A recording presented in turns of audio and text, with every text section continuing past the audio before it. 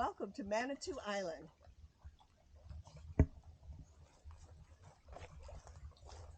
I'll have you sign into the guest book.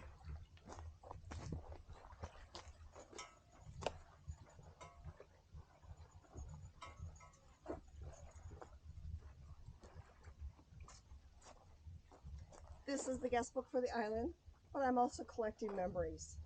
A friend of mine, Karen Mackey, painted a rendition of the fishing village for me. So if you would like to leave a message or a note or anything for me, that'd be fantastic. I don't know if you've ever been to Manitou Island or if you know anything about the island. There's evidence of presence on the island dating back to the 1600s. We know that there was Native American archaeological finds that had fish bones in them. So we know that this area has been fished as early as the 1600s. In the 1800s, a Swedish company had come through and logged all the old growth from not only Manitou, but all of the islands.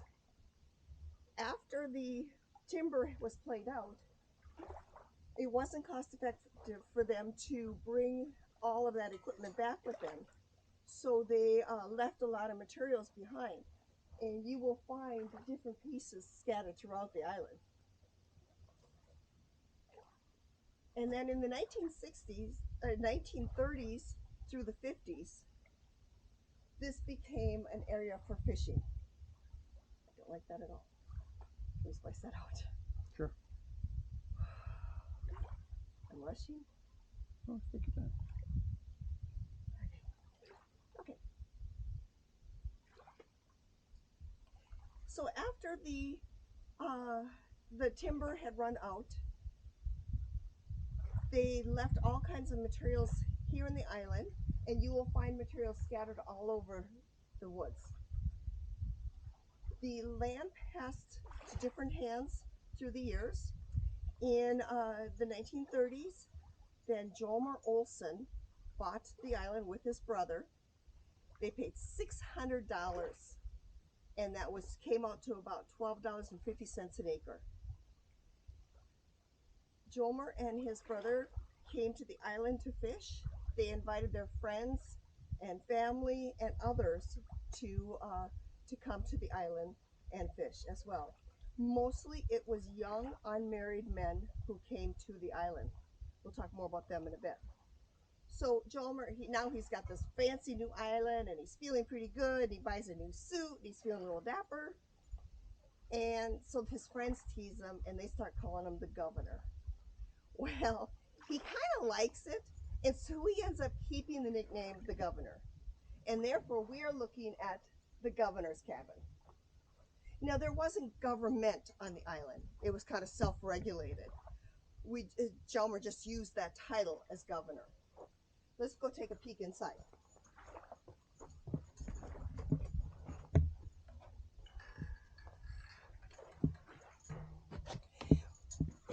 We know that the table, the stool, and the black stove in the back were Jolmer's.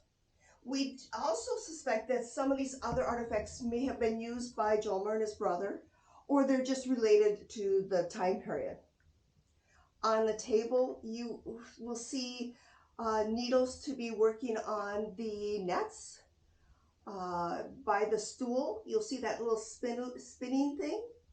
That was used to repair the nets. National Geographic came through a few years ago and took a picture of the table. It's set as if they had just stepped away for a moment. Maybe they went up to the privy and they'll be right back.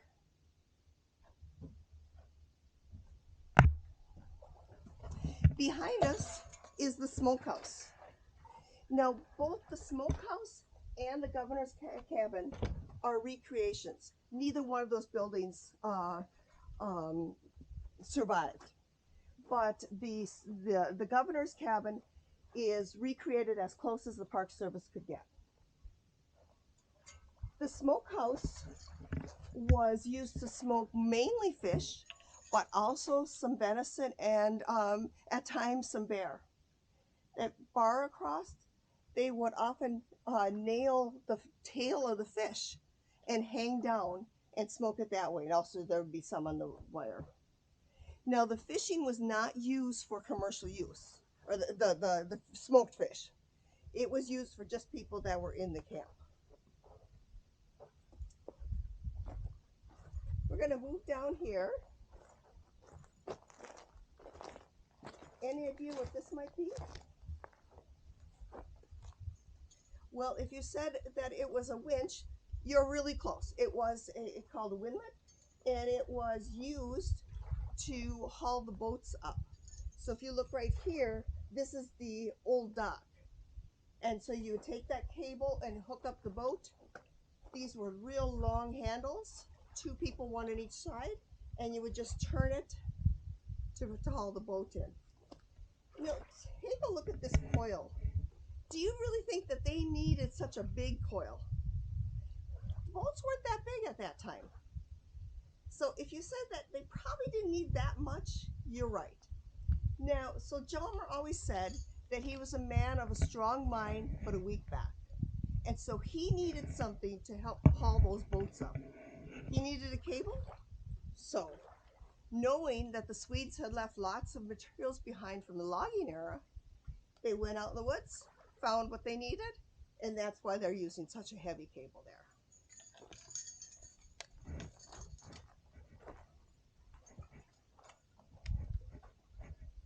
Now, none of the tables or the sawhorses that you see throughout camp are original, but they are recreations as close as we can get to the actual tables that were used. They would stand here for hours and they would be gutting fish. Some of the canneries would come around to the different fish camps and collect fish to go to market. For the most part, they had to sled them to the mainland. And we will look at a sled shortly.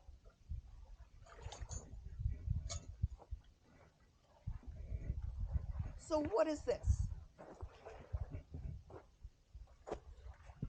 This was used to dry out the nets. Now the nets were made out of cotton and linen. That isn't very strong. So they would have to frequently pull them out of the water, put them on the dryer, and let nature do its thing, and dry them out.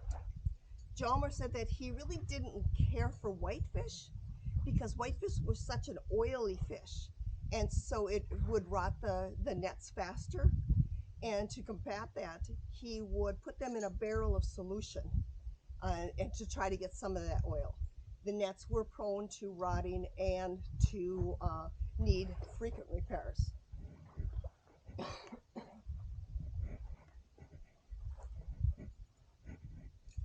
So we have the nets all dried. We're ready to put them away.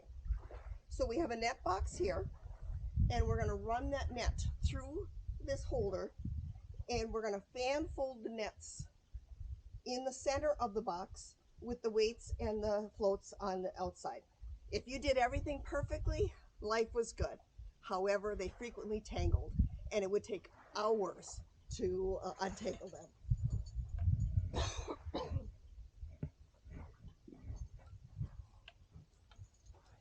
So here we have a drying rack. It was not used for fish. This drying rack was used for the floats. We're going to take a look at some of the floats in a moment. But the floats were made out of wood. So they're carved to the size and the shape that they needed. And then because we know that the wood floats, but it also rots easy. So they would take the float and cover it either with pine pitch or with creosote. They would lay them down and let them dry out before they would use them. I referred to some of the sawhorses. Here's one, there's one back there. They're all throughout the camp. They will use different types of sawhorses for the different tasks. Back there I see a V one, probably for a V bottom boat. Maybe they're laying the boat on the side so that they can repair it. We get to the first twine shed. Now we're going to see kind of some fancy new floats, but beyond that, you'll see some of the older floats.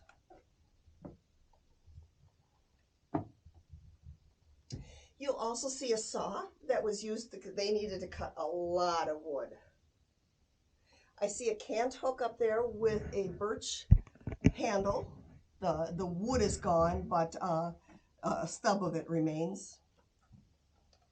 But they're going to be on the ice, so they're going to clamp these onto the bottom of their shoes so that they can walk on the ice. Tucked in this corner, you see a manger. Now, John will remember, said he wanted to make things as easy as he can for himself. And so what he did is he brought a horse over in the winter on the ice, and the horse helped him with some of these tasks. Unfortunately, the horse, Jim, the horse, didn't last on the island too long. He fell through the ice, and they were not able to get him out. So while he was around, he could help with the chores, but not for very long.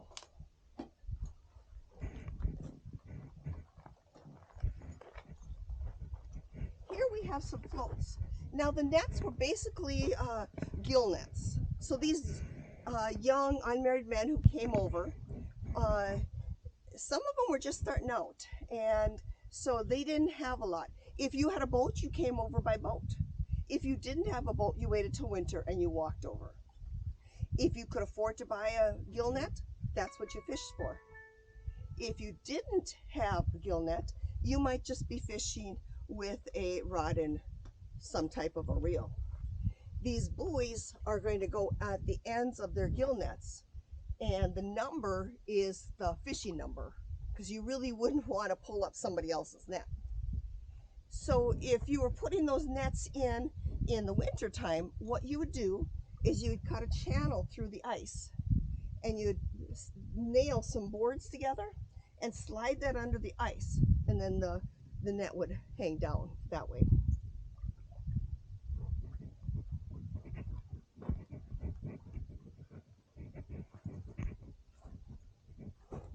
So here we see the second twine shed, and it was the first bunkhouse. Now, at any one time, there could be 1 to 30 people. And so they quickly ran out of room in the bunkhouse. You'll see 2 wooden bunks in the back, the old wood stove, a desk, net boxes, some of the old nets, etc., etc. The one really fascinating thing is this sled. Now, we talked about it earlier. So the sled, it was a heavy wooden sled, often with metal runners. And so you're slogging through this really deep snow. Often you would have water or slush or ice underneath. And so you're trudging along, and it's a hard work. Often one person pulling in the front, one pushing in the back. If you were lucky, you had a dog or two to help you pull that sled. Jim the horse, well, he was here, he helped. If you didn't have that, then you'd have to go to market yourself. There's a story of Jomer and one of his friends. They had been fishing forever, and they had 460 fish in a sled, and they're headed to market.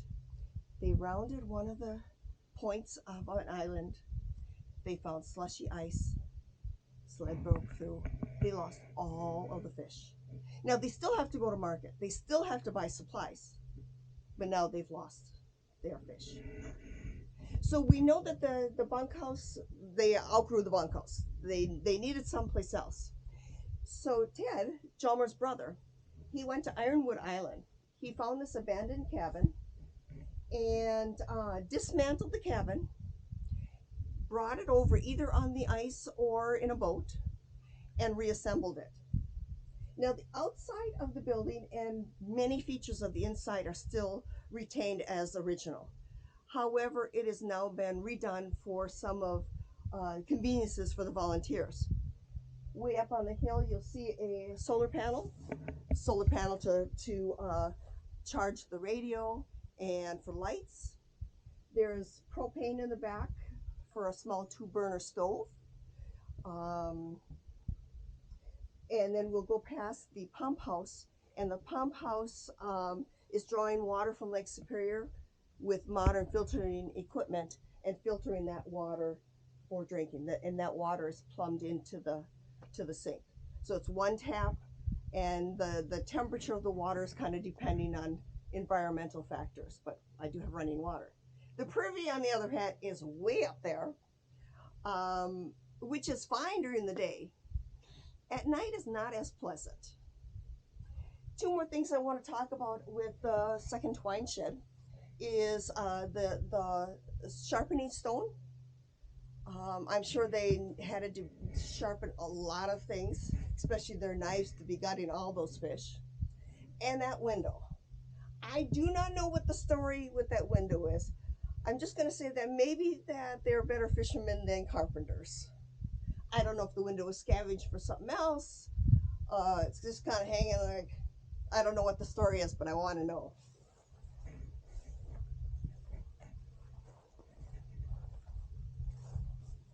Some more of those sawhorses we talked about. Now, if you notice some marks on the cabin, any idea who might have done those?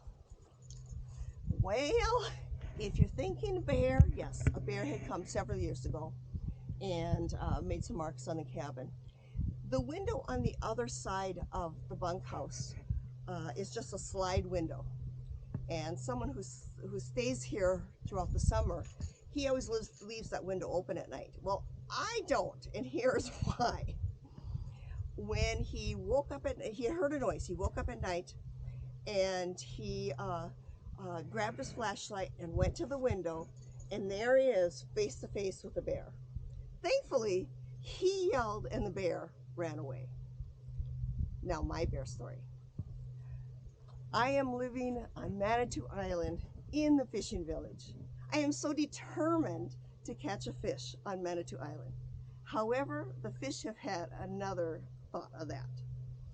So, a few nights ago, I'm at the very end of the dock, and I'm sitting at the end of the dock facing Oak Island, fishing away, fishing away, fishing away, and I had this feeling, a feeling I can't really describe, but it didn't seem right, and I didn't know what I was feeling. So I pick up my chair, and I turn it, and now I'm looking this way. And I continue fishing, and the red squirrels were really, really active that night. They were racing around, so I'm blaming the red squirrels. But I don't know what's wrong. I don't know why I feel the way I do. Not where this tree is hanging, but the next one, kind of at that point.